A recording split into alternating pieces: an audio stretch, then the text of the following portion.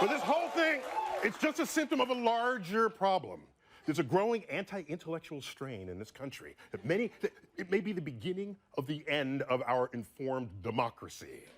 Of course, in a free society, you can and should think whatever you want. And if you want to think the world is flat, go right ahead. The Earth isn't flat. And by the way, this is called gravity.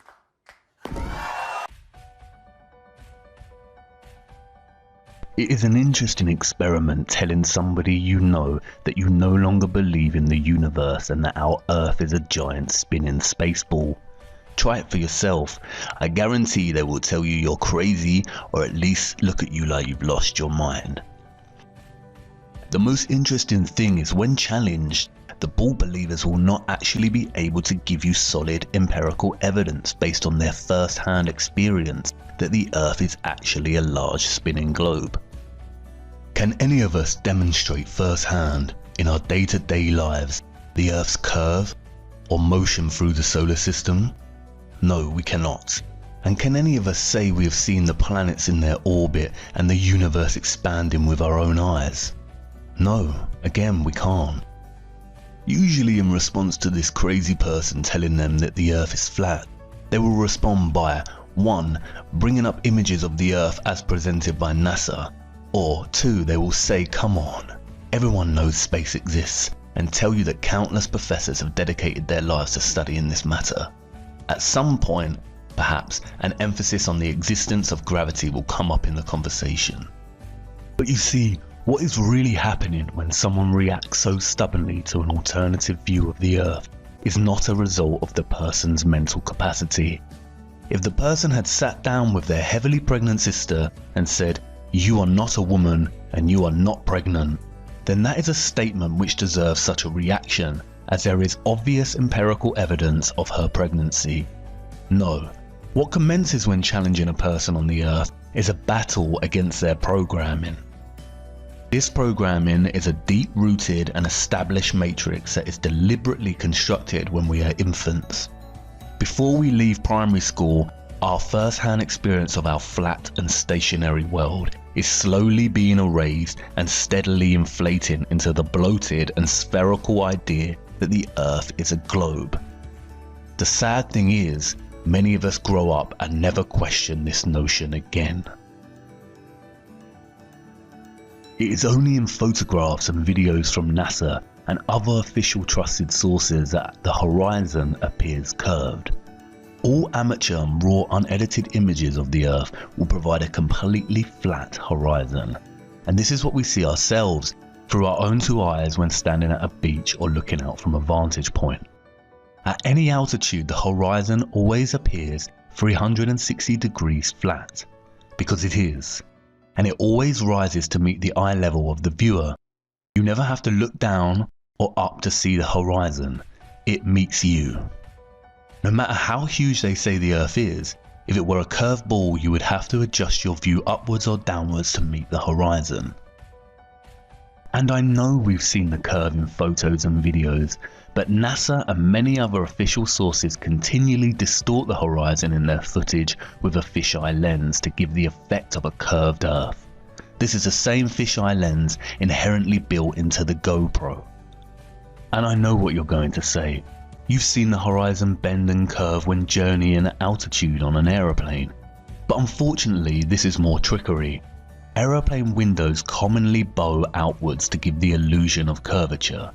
A Telegraph article, catering to our gullible nature, explains that flight windows were changed because the square windows caused a higher percentage of crashes. Yeah, right. They use our size as human beings to dismiss our own infallible perception of a flat and stationary Earth, claiming we are not big enough to witness the curvature. But this balloon managed to ascend 121,000 feet and left its fisheye lens behind. Lo and behold, a flat horizon. The balloon wobbles and spins, but the horizon remains dead straight, not curving in any way, shape or form. And this is the problem. For centuries, our ancestors used their own judgment and relied on their own natural-born senses to discern that the Earth was flat. And although some had dabbled in theories of the Earth's potential curvature, it wasn't until the early modern period, with voyagers like Christopher Columbus, that the heliocentric globe model became dominant and humans forever sacrificed the knowledge of their own senses. And the heliocentric model is so blatantly flawed and nonsensical that it's astonishing that it even gained traction. Take the water bordering our horizon, for instance. It is the natural physics of water to find and maintain a level, and it just so happens that that level is flat. If Earth was a spherical ball, water would not maintain such consistent flat levels. We are used to water doing this and this, but we have never in all our lives on Earth witnessed with our own eyes water do this. Water does not bend. It's not called sea level for nothing, you know. And if water did not always find a flat level, then why would we use tools such as this to achieve accuracy? Again, water does not bend. Rivers, for instance, always run down to sea level. If Earth was a rotating ball, then inevitably many rivers on Earth would at some point in their journey have to flow uphill. As Eric DeBay points out, the Mississippi is 3,000 miles long, which means it would need to run uphill for 11 miles on a globular Earth. He also points out that a portion of the Nile runs for 1,000 miles with a fall of only 1 foot. Again, if the Earth was a spherical ball, this would be impossible. The scientist magicians of our world claim that the Earth is 25,000 miles in circumference. But spherical trigonometry dictates that the surface of all standing water must curve downward at 8 inches per mile, multiplied by the square of the distance. That means that a 20-mile stretch of water would dip 66.68 feet on either side of its central peak. Every time scientists have tried to find these dips and bends, however, water always proves to be completely level and flat. There's a growing anti-intellectual strain in this country. When building railway tracks, roads and bridges, architects and engineers never account for any curvature. Engineer W. Winkler was published in the Earth Review regarding the Earth's supposed curvature, stating, "As an engineer of many years' standing, I saw that this absurd allowance is only permitted in school books. No engineer would dream of allowing anything of the kind. I have projected many miles of railways and many more of canals, and the allowance has not even been thought of, much less allowed for. This allowance for curvature means this, that it is 8 inches for the first mile of a canal, and increasing at a ratio by the square of the distance in miles. Thus a small navigable canal for boats, say 30 miles long, will have, by the above rule, an allowance for curvature of 600 feet. Think of that, and then please credit engineers as not being quite such fools. Nothing of the sort is allowed. We no more think of allowing 600 feet for a line of 30 miles of railway or canal than of wasting our time trying to square the circle." There's a growing anti-intellectual strain in this country.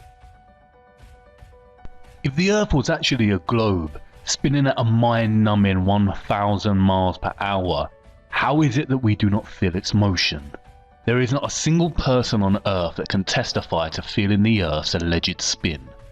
We feel the motion when travelling in a car, train, boat, plane, and can experience motion sickness. The scientist magicians will tell you that we do not feel the Earth spin because it is spinning at a constant speed. They often use the analogy of a train ride.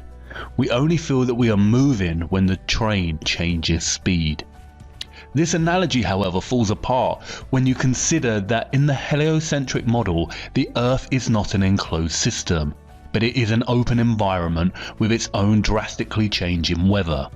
If you were sitting on top of the train moving at a constant speed, and not inside it, you would certainly feel the motion.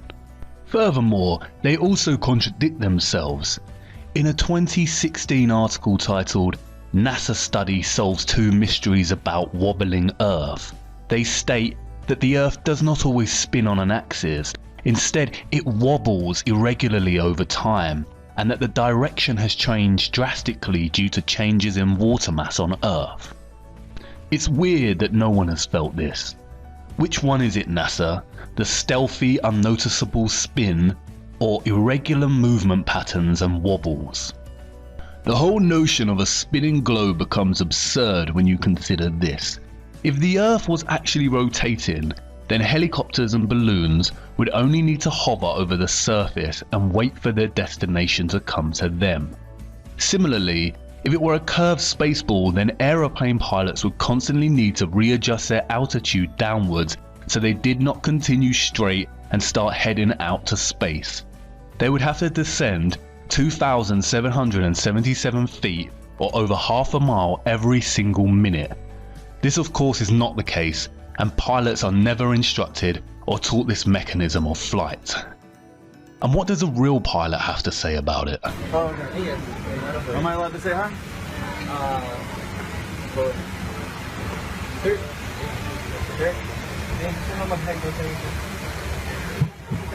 Hey, I just want to say thanks for the smooth flight. Alright. I did have one question. Is there like a specific angle of downward tilt you have to fly at to 3 degrees. 3 degrees That's it. for the curvature of the Earth? Oh, for the Earth? Because No, we just fly over the troposphere. really, but Yeah. do you have to keep like kind of going down because? No, we actually have to nose up. It flies. Yeah. Really? Because I was reading some stuff on the flat Earth that made a lot of sense. Have you looked into it? Which one? Sorry. I was reading a lot of stuff on the flat Earth. Okay, yeah. True. It's true? Yeah. Okay, Yeah. alright, cool. All Hey, right. God bless, brother. Alright, have a good one. You too. Crack on. I just got one question to ask. Flat or a ball? Flat or a ball? What's that? Well, I never feel as breaking round. If we live on a ball, surely we'd have to fly around it. Yeah, it feels like flat or a ball. Flat. Not a ball.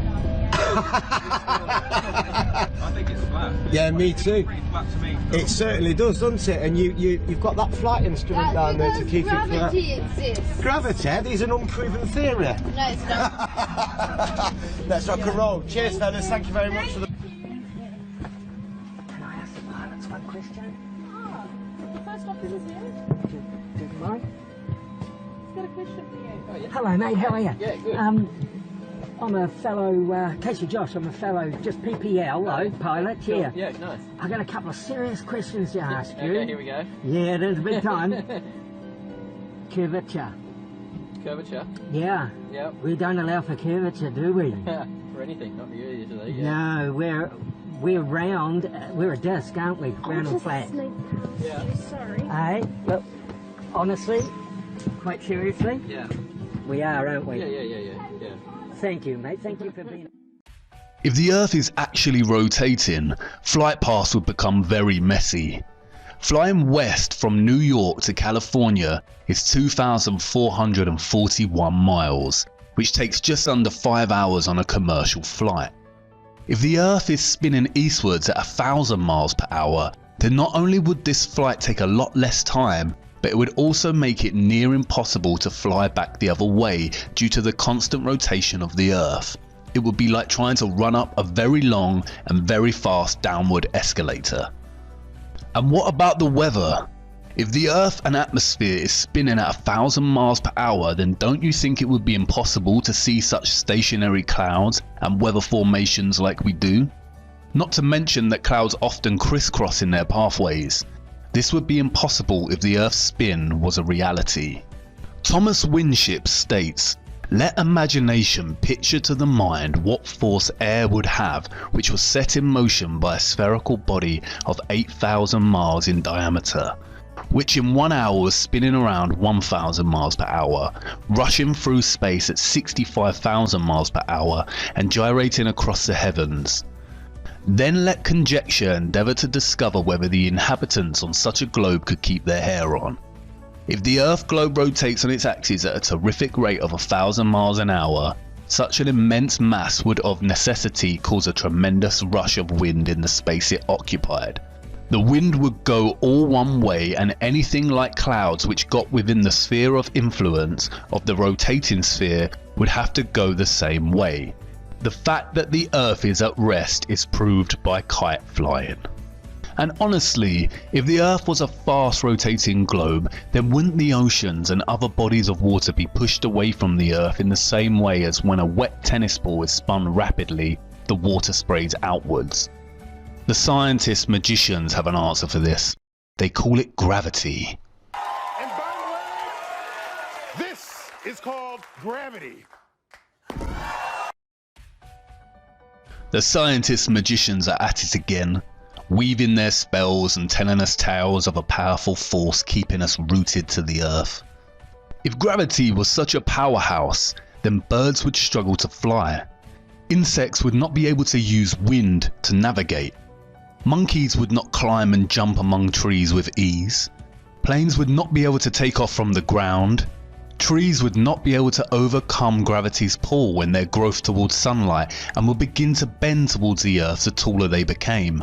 And if gravity exists and has the power to bend and wrap the oceans around a gigantic spinning ball, then humans would certainly struggle to lift their arms and legs. Legend has it that an apple fell on Newton's head as he sat under the tree, and this was the catalyst for his great discovery of gravity, which claims that objects are attracted to large masses and gravitate towards their centre. However, when they talk about gravity, what they are actually referring to is the law of density relative to mass. Today, I'm going to show you a simple science experiment that you can try at home to learn about density. Start by taking an empty glass and tip in some water and food colouring. Then add some syrup or treacle. And I'm going to add a little bit more water to make the layer a bit thicker. Then finally, fill the glass up with some oil and leave it to settle for about 15 minutes. These liquids separate out into different layers because they're different densities and they don't mix. The syrup has the highest density, so it sits on the bottom, and the oil, which has the lowest density, rises to the top. Try dropping different objects in to see what happens. If we drop this metal nut in, which is really dense, you can see it sinks right to the bottom. But if I take this grape and drop it in, it sinks through the oil and water, but sits on the syrup. This is because the syrup is denser than the grape. Pretty cool, huh? Now if I take this plastic bottle top and drop it in, it slowly sinks through the oil and sits on the water. And finally, if I take this piece of sponge and drop it in, it sits on top. It is a scientific fact, verified by undisputable evidence, that when objects are placed in mediums with less density, they sink, and when placed in mediums with higher density, they rise or float. For example, a rock in water will sink because the object's density is greater than the water's density, as will a ship's anchor. Likewise, helium-filled balloons rise because they are lighter than the air. Submarines float on the ocean when their ballast tanks are empty and contain air, and they sink when their ballast tanks begin to be filled with water. This is how they manipulate their depth in the ocean, by adjusting the ratio of air and water in the tanks. This is proven by filling a balloon with 50% air and 50% helium. As helium is lighter than air, and the ratios are even, the balloon remains fixed in the air without rising or falling. Again, much like the Earth's curve and spin, we do not witness smaller objects on Earth gravitating and orbiting around or being pulled towards larger objects. It seems very convenient that gravity's tendency to make smaller objects orbit around larger objects is exclusive to the globe itself and all the supposedly surrounding planets and stars, none of which we can actually see in motion or orbit. Even when you study the claims made by the scientist magicians of the so-called planets and moons, their calculations begin to work against them. As Eric Dubay pointed out, Newton also theorized, and it is now commonly taught, that the Earth's ocean tides are caused by gravitational lunar attraction. If the moon is only 2,160 miles in diameter and the Earth 8,000 miles, however, using their own math and law, it follows that the Earth is 87 times more massive, and therefore the larger object should attract the smaller to it, and not the other way around. If the Earth's greater gravity is what keeps the moon in orbit, it is impossible for the moon's lesser gravity to supersede the Earth's gravity, especially at Earth's sea level, where its gravitational attraction would even further out-trump the moon's. And if the moon's gravity truly did supersede the Earth's causing the tide to be drawn towards it, there should be nothing to stop them from continuing onwards and upwards towards their greater attractor. There's a growing anti-intellectual strain in this country. Ultimately, Newton's gravity erased the common sense of up and down, and in its place normalized the preposterous idea that this is possible. And this. And that meanwhile, in Australia, this is nonsensical, pseudo-scientific mockery and nothing more than an invention to justify the spinning spherical Earth hoax. Without the theory of gravity, not a single person in their right minds would ever believe the Earth a globe, with some of the population existing upside down on the underside of the planet. This is all quite simple once you start to break away from the toddler years of matrix programming. The laws of perspective and density perfectly explain the natural workings of our world. They invent complex concepts such as gravity and ridiculous spinning spherical networks of incomprehensible figures and speeds to bamboozle us. And we will get onto why they do this shortly. But wait a minute. I know you're not on board with this just yet, and I can tell you have a big question that you're burning to ask. If the Earth is not a spinning globe, then what about the sun and the moon? We can see the sun rising and setting every day. I'm glad you asked. Follow me to part 4 so we can take a much closer look at our wonderful sun.